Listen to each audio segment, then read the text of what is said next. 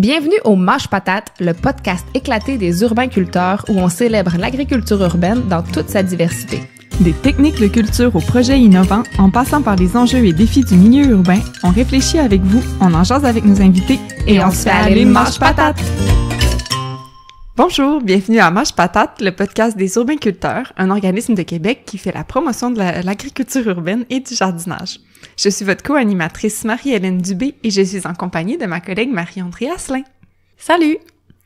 Avant de plonger dans le vif du sujet, on voulait prendre le temps de remercier celles et ceux d'entre vous qui soit prenaient la peine de nous écrire pour nous témoigner de votre appréciation du podcast, en fait, ou encore qui partagent le podcast ou en parlent autour d'eux. Par exemple, il y en a quelques-uns qui l'ont fait dans leur story Instagram. Donc, c'est vraiment apprécié. On vous parle par micro interposé, mais dans notre petit studio maison, on ne voit pas vos visages. On ne sait pas si vous aimez ce qu'on fait, donc ça nous fait toujours très plaisir de vous lire. Merci beaucoup. Et maintenant que c'est dit, Marie-André, dis-moi de quoi on parle aujourd'hui. Tu sais, Marie-Hélène, quand on vit en milieu urbain, il y a de fortes chances qu'on ait peu ou pas de terrain cultivable pour jardiner. Mais même en pleine ville, c'est possible d'avoir accès à un petit lopin de terre pour faire pousser ses tomates. Je parle donc des jardins communautaires.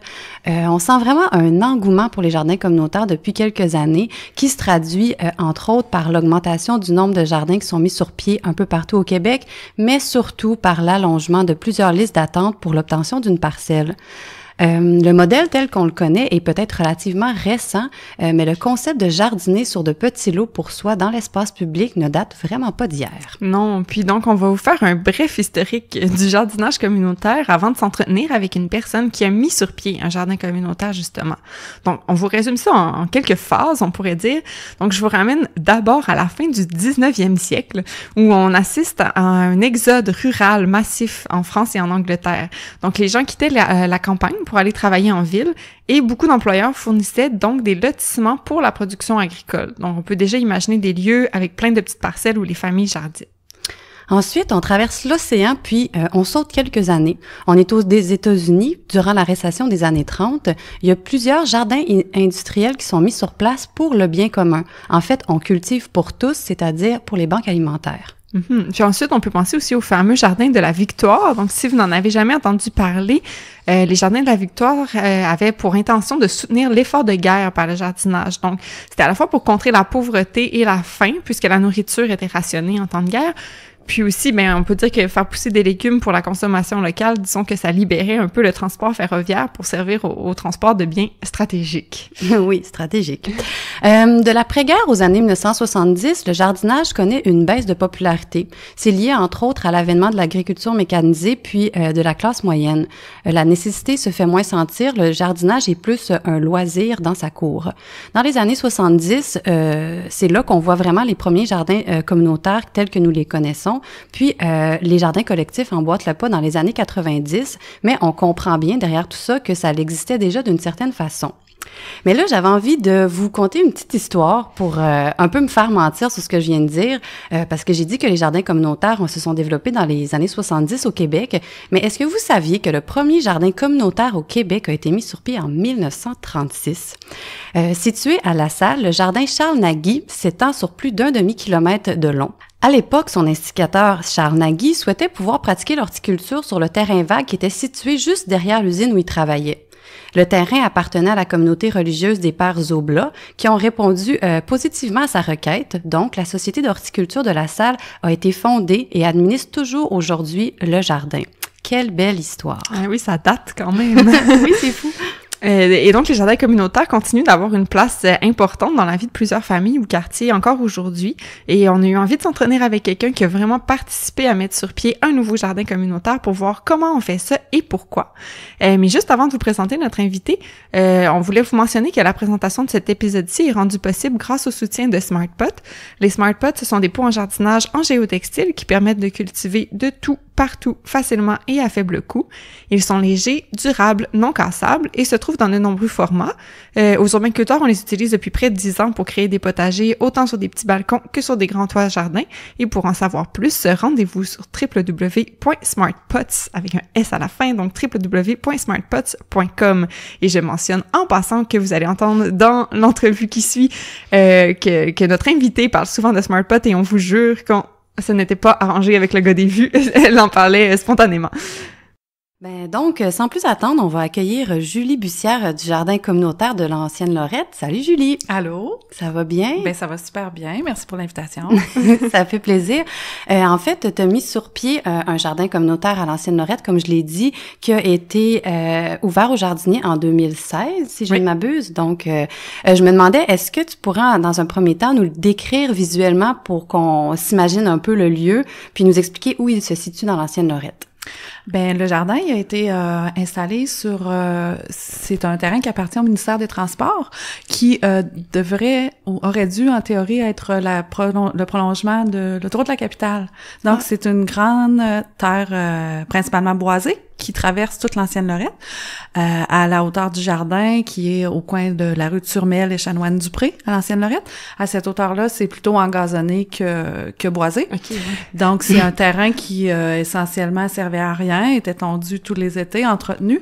Là maintenant, c'est un jardin qui a 49 49 potagers en pleine terre. Et puis les allées sont en poussière de pierre, donc c'est un jardin qui est vraiment là comme tout neuf, je dirais, là, qui est parti. Ils ont dû faire une fondation pour mettre des pourtours. On a la chance d'avoir des pourtours de bois à nos jardins, à nos potagers. Donc pas de chicane de délimitation et tout ça là, de jardinier. Mais non, on se chicane jamais de toute façon. Mais c'est un jardin qui est très bien aménagé, avec l'eau courante et puis le cabanon et tout ça. Même les toilettes pour les jardiniers, qu'on est tout équipé. Tout ça était neuf, puis a été fait pour le jardin.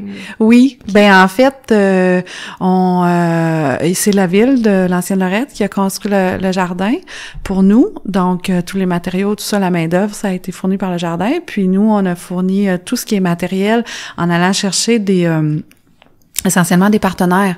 Donc, on a un entrepreneur qui est venu construire le cabanon. On a eu des matériaux qui ont été fournis par différents partenaires. La même chose pour les outils. On a fait quelques appels. On a réussi à avoir des outils.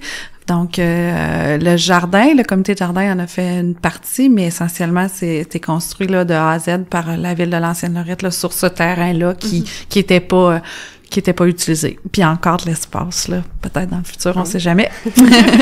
Puis c'est dans un quartier résidentiel, c'est proche des maisons. Oui. À l'Ancienne Lorette, la majeure partie de la ville est résidentielle. Plus bas, il y a de l'industriel vers le boulevard Amel, mais oui, c'est dans un quartier résidentiel. C'est tout près de l'hôtel de ville. Donc, près d'une école primaire aussi. On a 2 écoles primaires à l'Ancienne Lorette. Okay. C'est tout près d'une des 2 écoles primaires, de l'église. C'est assez central, là. OK. Puis d'où t'es venue, en fait, l'idée, tu sais, comment tu t'es lancée là-dedans à partir d'un jardin communautaire? En fait, j'ai en 2013, j'ai suivi, moi je suis biologiste, je travaillais à l'Université Laval.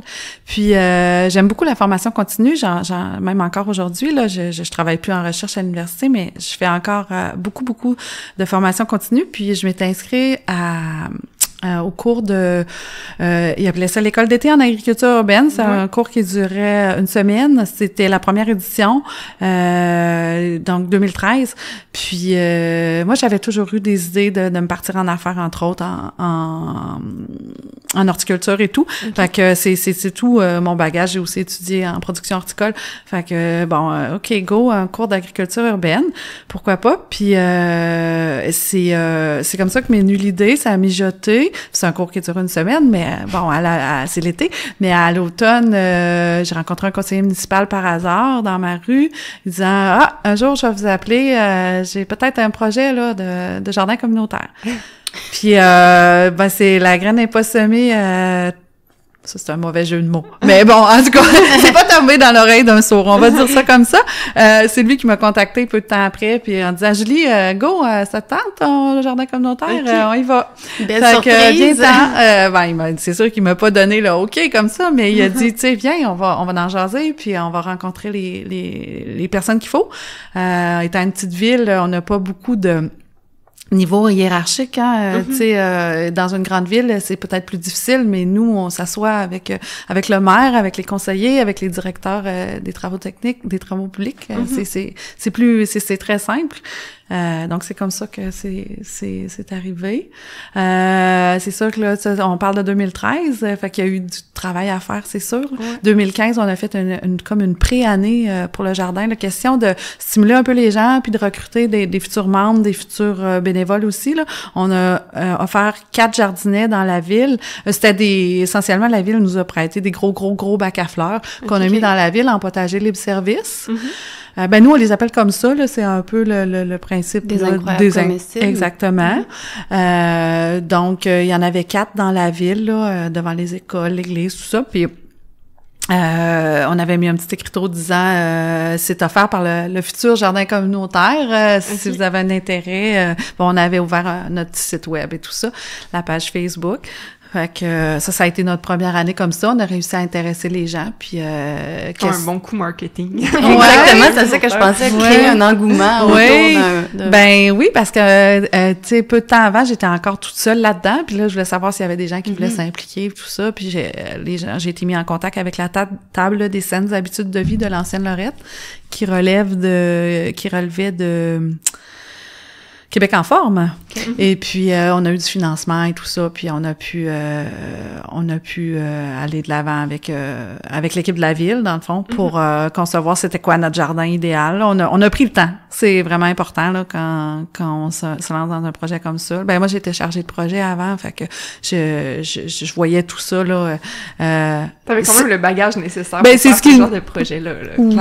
Oui, mais c'est ce qui me freinait un peu aussi, parce que des fois, tu sais, comme on est citoyen, enthousiaste, on veut partir en grande, mais là, je me disais, OK, non, ben Julie, c'est beau, ça va se faire, mais tu vas prendre ton temps. Puis ça, c'est fait. Donc, 2015, ça a été juste des petits jardinets, puis 2016, ben tout était construit, on pouvait jardiner dans le jardin. OK. Je me demandais au niveau du choix du site, est-ce que c'est toi qui es arrivé avec un site potentiel ou c'est la ville qui a fait une prospection puis qui t'a proposé l'endroit? Ben c'est quand même assez développé à l'ancienne Lorette là, donc il y avait pas des tonnes de choix. On avait 2 sites en tête, un peu conjointement, la ville et moi là, surtout le conseiller municipal avec qui j'avais beaucoup de relations là. On avait 2 sites en tête, puis il y a beaucoup de choses à considérer là quand on veut démarrer ou en tout cas qu'on veut assurer la pérennité d'un projet comme ça. Je voulais vraiment que ça soit un site qui était facile d'accès et visible pour tous, parce que des fois on entendait des petites histoires de les gens vont venir se servir ou des choses comme ça. Puis je voulais que ça soit aussi un lieu où les gens peuvent se retrouver, comme une sorte de parc en fait là où les gens peuvent venir, on ne s'est pas clôturé, puis on veut que les gens circulent, que les gens en profitent, là, même ceux qui sont pas des jardiniers. Puis il y a comme une espèce d'autosurveillance qui se fait aussi du fait que c'est un lieu qui est passant, facile d'accès. Il y a la piste cyclable qui est directement là, qui passe directement à côté du jardin. Okay. Fait que c'est un peu ça. Faut que ça soit évidemment ensoleillé. Hein? Donc notre deuxième site en tête était peut-être un peu plus boisé. Il y a beaucoup de boisé à l'ancienne Lorette quand même. Donc mais on a des projets maintenant un peu satellites à tout ça, donc on fait des petites choses un petit peu partout, mais c'est un très beau site, puis il y a une possibilité aussi d'agrandir, là, évidemment. Ben, on l'a déjà fait une fois. On a commencé en 2016, 2017, on a jardiné avec 25 jardinets, maintenant on est rendu à 49. Ouais, OK, c'est comme doublé. Ouais, c'est ça que j'allais dire, exactement. Ouais. Puis, tu sais, est-ce que, comme concrètement, c'est toi qui étais sur le chantier quand ils venaient, comme, mettre les bordures, remplir la terre? Fallait-tu que tu gères cet aspect-là? Non, ben, ils ont une bonne équipe des travaux publics, là, c'est sûr, mais, tu sais, on se gardait en contact pour faire des petits ajustements. C'est sûr que c'est des gens qui sont très, très, très compétents au niveau de la machinerie, structure et tout ça, mais il faut apporter l'élément terre et culture, hein, tu sais, on veut pas planter des carottes dans du gravier, hein, il faut que qu'il y ait des ajustements qui se fassent sur le terrain en conséquence après qu'on a passé avec la machinerie puis les matériaux que eux devaient mettre pour faire une sorte de fondation, là, parce qu'on n'était pas directement par terre, on était sur un lit de poussière de pierre dans les allées, j'entends, mais il faut que tout ça rime bien là avec l'intérieur des potagers qu'il faut qu'il soit productif. Puis, dans le fond, en regardant les photos du jardin, j'ai remarqué qu'il y avait comme plusieurs types de jardinage. Je sais pas si je peux me permettre ce mot-là. Comme, est-ce que tu pourrais nous décrire? Parce que ça donne comme une accessibilité différente aussi aux gens, là. Oui. Je trouvais ça super intéressant. Oui.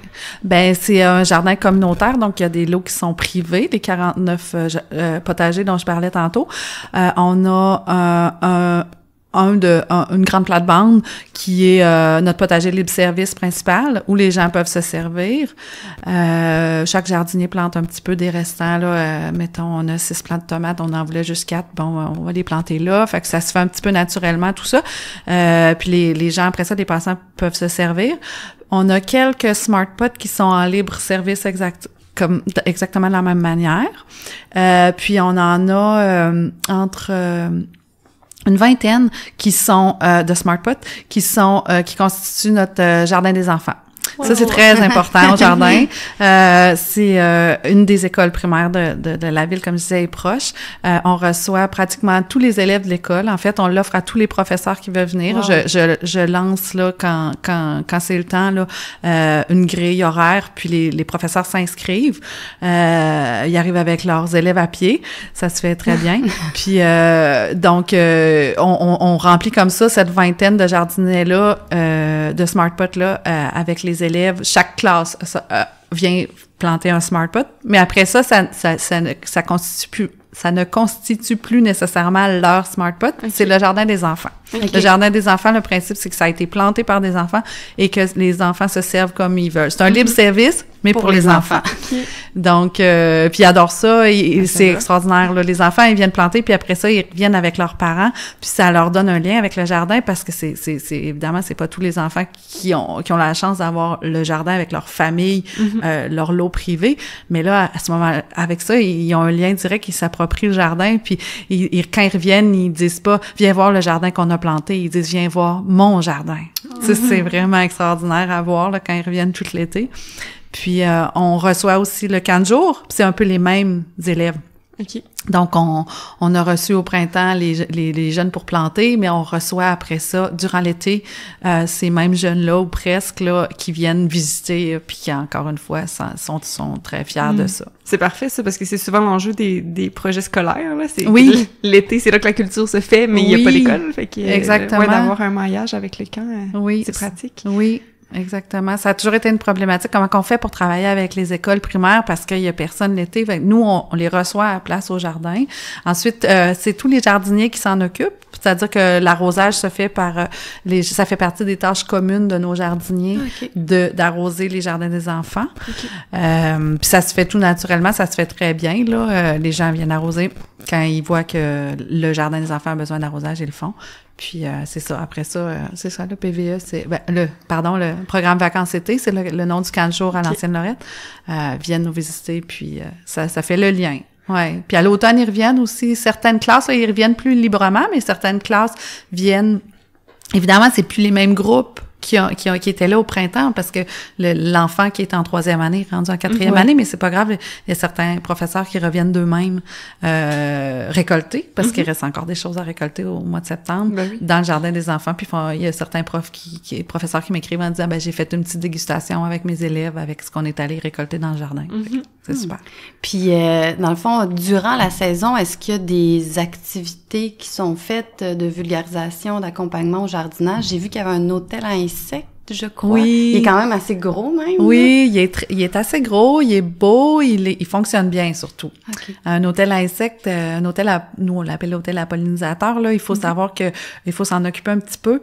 C'est pas, il a beau être très beau puis qu'on l'ait bien fait, si on change pas le matériel une fois de temps en temps, il peut se développer, entre autres, des pathogènes et tout ça. Fait que, on a quelqu'un qui est spécialiste dans ça, qui est au jardin et il y a d'ailleurs un rapport sur notre site web, là, de la première année d'activité. L'occupation vraiment par les pollinisateurs. Wow. Fait que ça fonctionne très bien. Oui, c'est une partie de la vulgarisation qu'on fait par du matériel un peu des petites pancartes, des petites affiches, mais aussi quand on reçoit les enfants au mois de mai-juin, cette personne-là qui s'occupe de l'hôtel à pollinisateur est invitée à venir. Fait qu'on fait un petit atelier en 2 temps, plantation dans les smart pots et puis discussion avec la personne qui qui s'occupe de l'hôtel à insectes. Sinon, on essaie d'avoir des conférenciers une fois de temps en temps. Cette année, ça va peut-être plus, on va peut-être investir le volet animation et éducation là au niveau, j'entends des jardiniers peut-être plus adultes. Ça va être avec un animateur sur place. Okay. Donc, on engage une personne qui va venir, il vient 3 heures par semaine. En moyenne, okay. Aider les jardiniers là sur place. Fait que c'est la formule qu'on prend cette année plutôt que des conférences là comme on faisait par le passé. Ouais.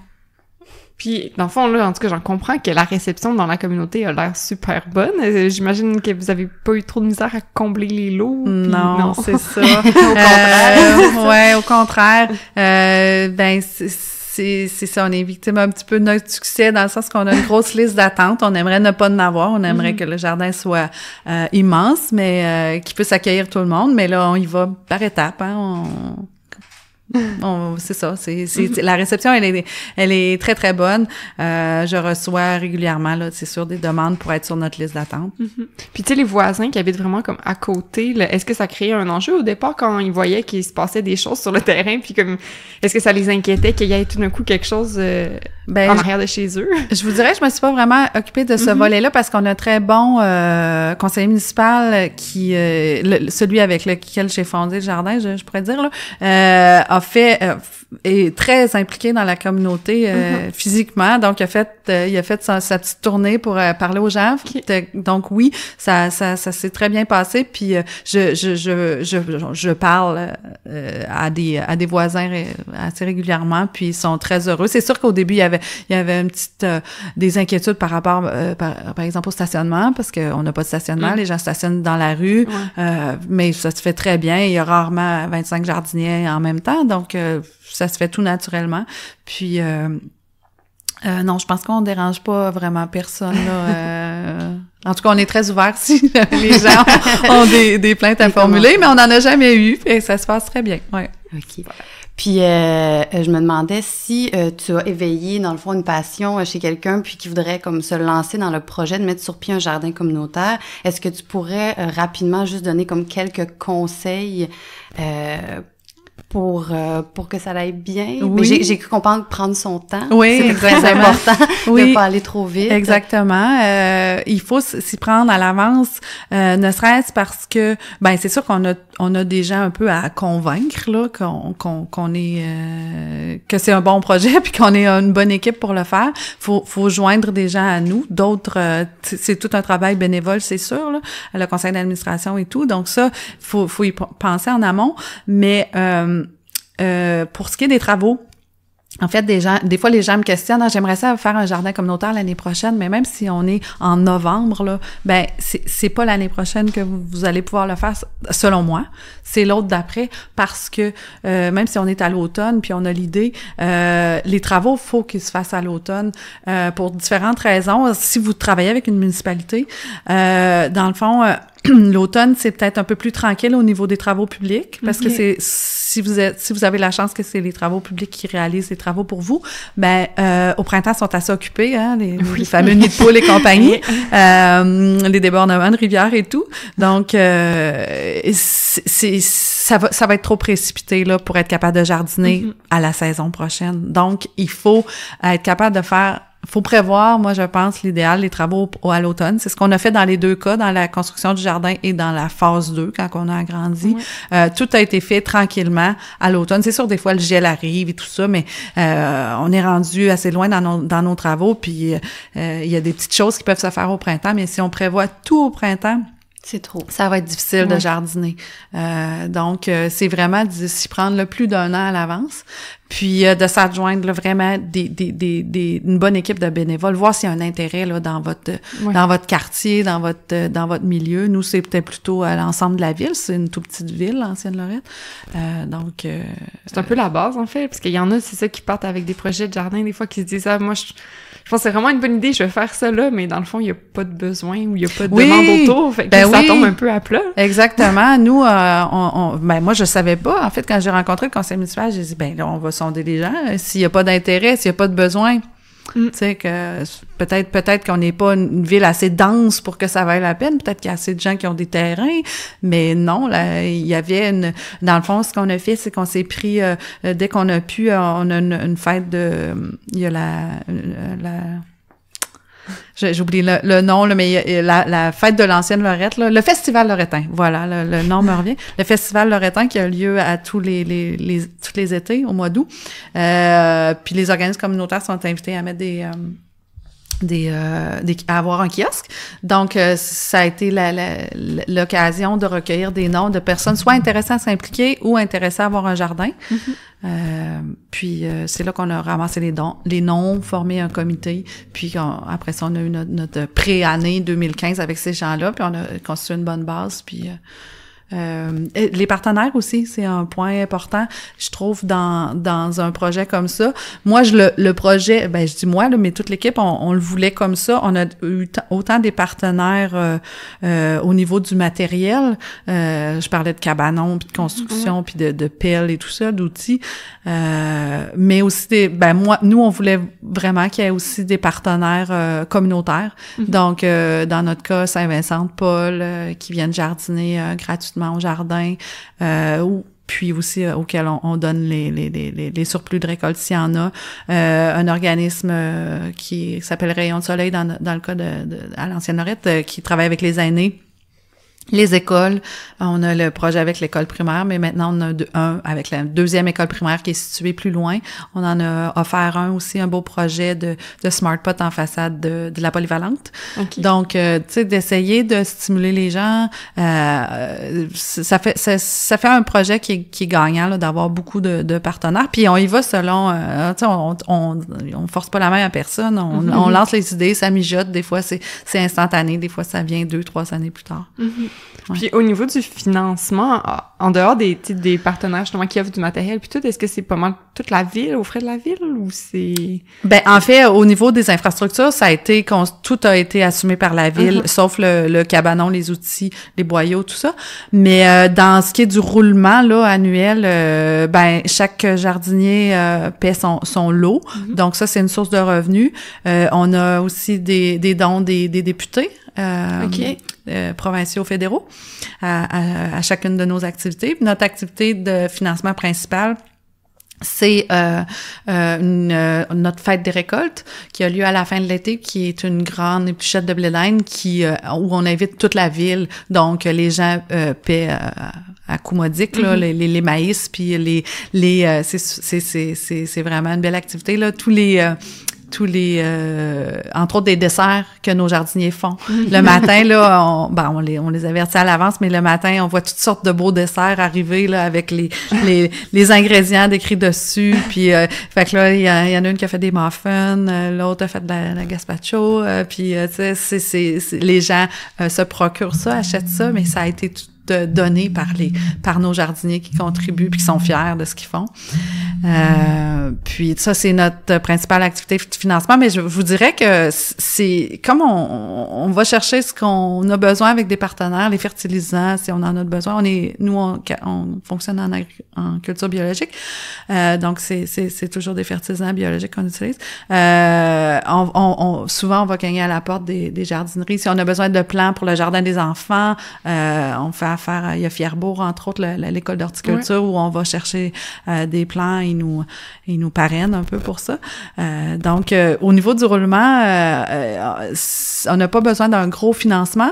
Je vous dirais même ce qu'on aime faire, c'est d'investir après dans des projets plus satellites, comme celui de la polyvalente, les écoles primaires, tout ça. Donc, on fait la promotion de ça auprès des autres organismes communautaires. Si vous avez envie d'avoir un projet de jardin pour votre organisme, que ce soit avec les non-voyants, avec les plus démunis ou peu importe, il y a toutes sortes de projets de fun à faire. Bon, nous, on est prêts à investir là-dedans, que ce soit nous en achetant du matériel, parce qu'on commence à avoir l'expertise aussi, là, au niveau du matériel pour les aider à partir de leur projet ou leur offrir des sous pour qu'eux puissent aller acheter ce qu'il leur faut pour démarrer. Puis on offre un peu une certaine expertise, veut pas, là, pour planter, puis nos bénévoles au besoin.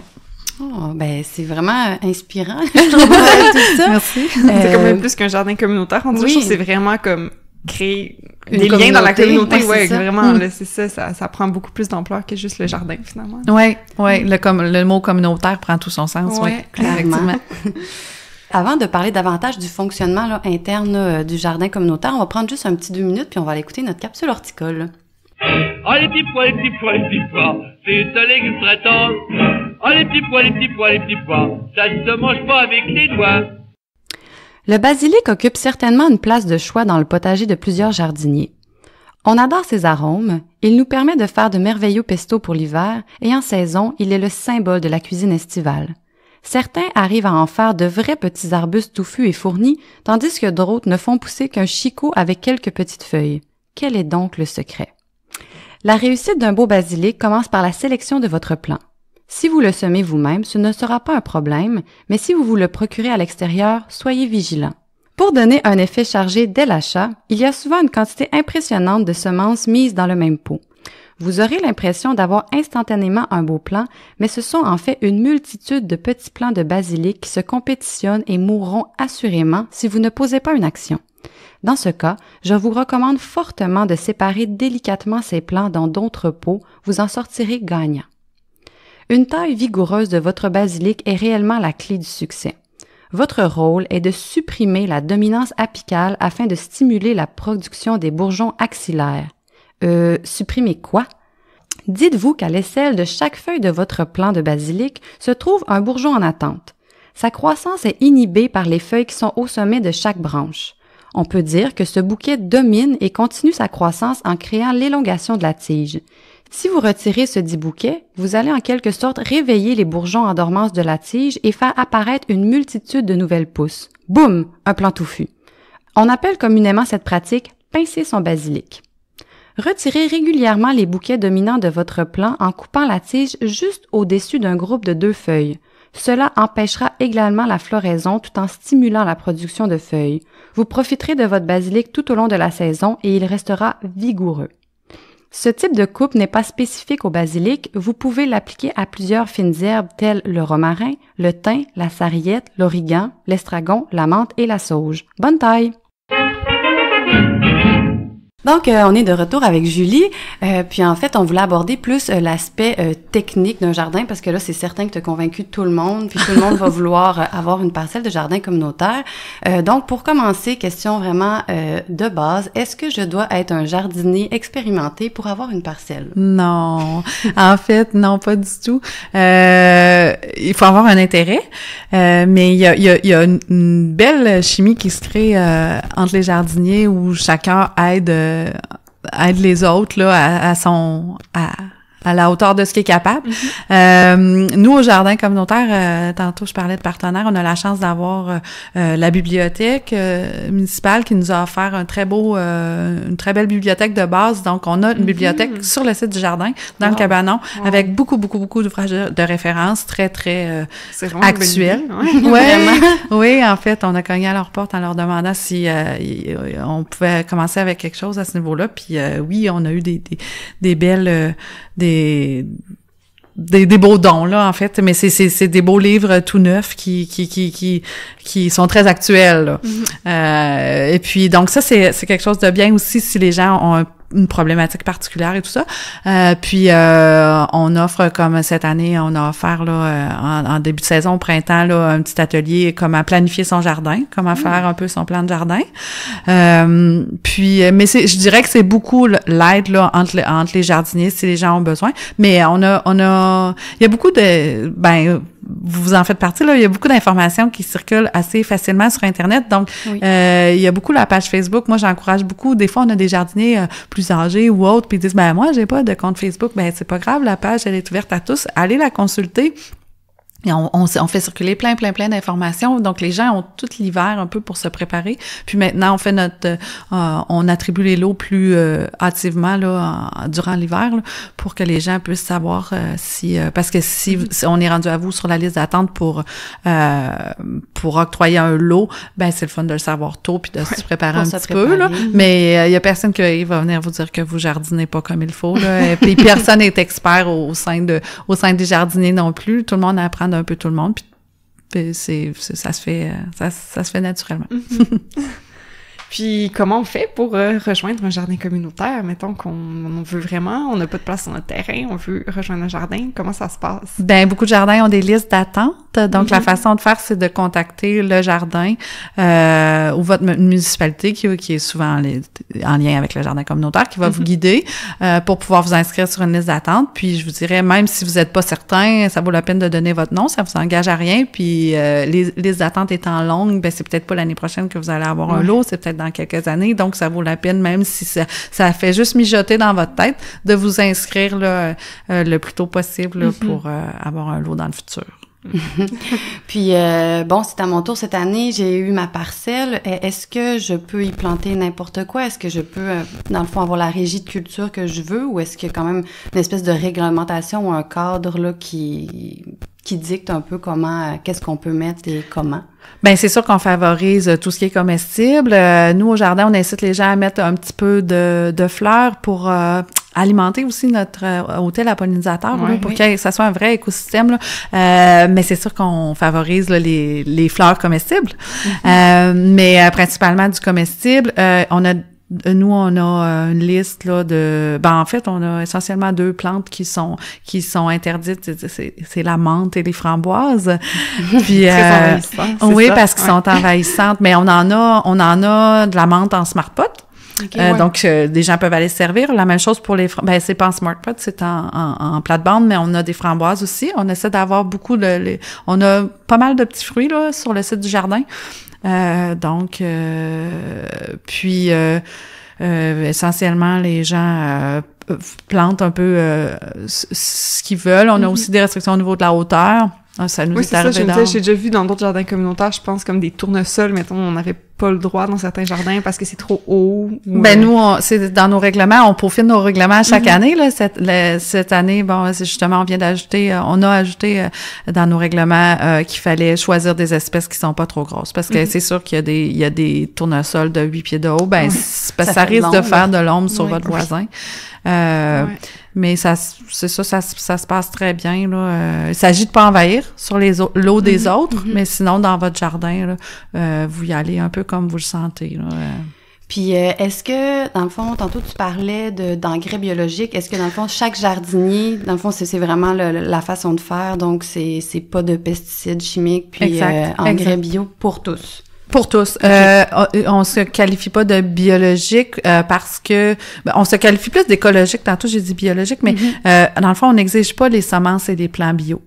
Dans le futur, c'est sûr que ça serait le fun d'organiser des achats groupés de tout ça, mais bon, ça prend une certaine structure pour le faire. On l'a pas fait encore. Fait qu'on n'exige pas les semences et les plants bio, mais pour le reste, oui, les gens mettent du compost. Nous, on fournit les fertilisants biologiques, du fumier de poule séché. Puis donc, les gens, ils ont juste à se servir dans le cabanon. Puis, on organise, là, ça, c'est le fun, on organise une petite corvée à l'automne. On a un contact avec un producteur de moutons qui nous appelle quand c'est le temps de venir vider son compost de fumier de mouton. Puis, on part en gang avec une remorque, un pick-up, puis on va pelleter. C'est le fun. C'est vraiment une belle activité à faire ensemble. C'est ceux qui le veulent, là. C'est sûr qu'on peut pas en pelleter pour tout le jardin parce qu'il y a une limite de volume à ce qu'on est capable de ramener, mais ceux qui veulent, ils viennent, puis là, à ce moment-là, ils mettent ça dans leur jardin. Puis non, jamais de pesticides. Puis ça aussi, on a beaucoup d'informations au jardin, là, avec notre bibliothèque sur ce que les gens peuvent mettre ou pas. Puis éventuellement, avec l'animatrice aussi, là, il y a moyen de s'informer à ce niveau-là. Ouais. Puis là, vos allées sont en poussière de pierre, tu disais. J'imagine surtout que c'est encore neuf, il doit pas avoir comme de désherbage à faire vraiment dans les allées. Vraiment très peu. Mais comme y a-t-il quelqu'un qui est en charge de s'occuper des allées? On est en charge de ce qui est autour de son allée parce que les mauvaises herbes ont tendance à s'installer plus en bordure, là, entre le madrier puis la poussière de pierre. Donc, vous êtes responsable du tour de votre jardin, de votre potager. Puis, on fait des corvées aussi. Mais à date, là, non, c'est sûr qu'on n'a pas beaucoup de désherbage à faire à ce niveau-là. C'est plus dans le potager libre-service, les potagers des enfants un petit peu. Mais on fait des corvées. Parce que dans le fonctionnement de un jardin communautaire, il y a beaucoup le volet s'impliquer dans le projet, là. En fait, là, on est déjà vraiment convaincus, mais est-ce que, dans le fond, toi, en côtoyant le jardin, est-ce que tu as vu des bénéfices? Est-ce que tu as des belles histoires, des nouveaux liens qui se sont créés, peut-être intergénérationnels ou... je sais qu'il y en a plein, mais est-ce que tu pourrais nous en nommer quelques-uns? En fait, oui, il y a beaucoup de personnes âgées qui côtoient le site et on a des résidences qui sont près des résidences pour personnes âgées qui sont près du jardin, puis les gens viennent, c'est un bel endroit pour venir prendre une marche. Puis moi, je voulais beaucoup que c'était beaucoup le volet social dans notre cas que je trouvais pour lequel je trouvais important de fonder un jardin communautaire. Il y a toutes sortes de raisons pour lesquelles on démarre un jardin communautaire. Des fois, c'est une question de sécurité alimentaire ou dans notre cas, c'est pas un milieu vraiment très défavorisé. Donc, il y avait beaucoup le volet social, le volet rencontre. C'est pour ça que si c'est juste de moi, il n'y aura jamais peut-être un jour quand je serai plus là, mais il n'y aura jamais de clôture au jardin parce que je veux que ça reste un endroit public. Donc, il y a des belles rencontres intergénérationnelles qui se font sur le site du jardin, c'est sûr. Une belle histoire. Au jardin, tantôt on parlait de qu'est-ce qui peut ou ne pas être planté. Quelqu'un m'a contacté une année en disant j'ai un projet un peu spécial. Moi, j'aimerais ça dans mon jardin. Il avait eu son jardin cette année-là, puis il voulait faire du pain. Il dit, donc, moi, mon jardin, ça va être que du blé, ou presque. Il m'a demandé la permission. J'ai dit, pas de problème, pourquoi pas, tu sais. Puis, il y a un volet, c'est intéressant, il y a un volet éducatif à ça. Donc, la personne a fait son pain de A à Z en plantant ses bêtes à sucre pour son sucre. Elle a fait son levain chez elle. Elle a planté son blé. Donc, c'était un très beau potager qui était qu'en blé. Puis, on l'a vu. Oui. On l'a vu pousser avec le temps. La personne a même récolté son eau de mer pour faire son sel. Wow. Donc, on s'investit ou pas dans oui, exactement.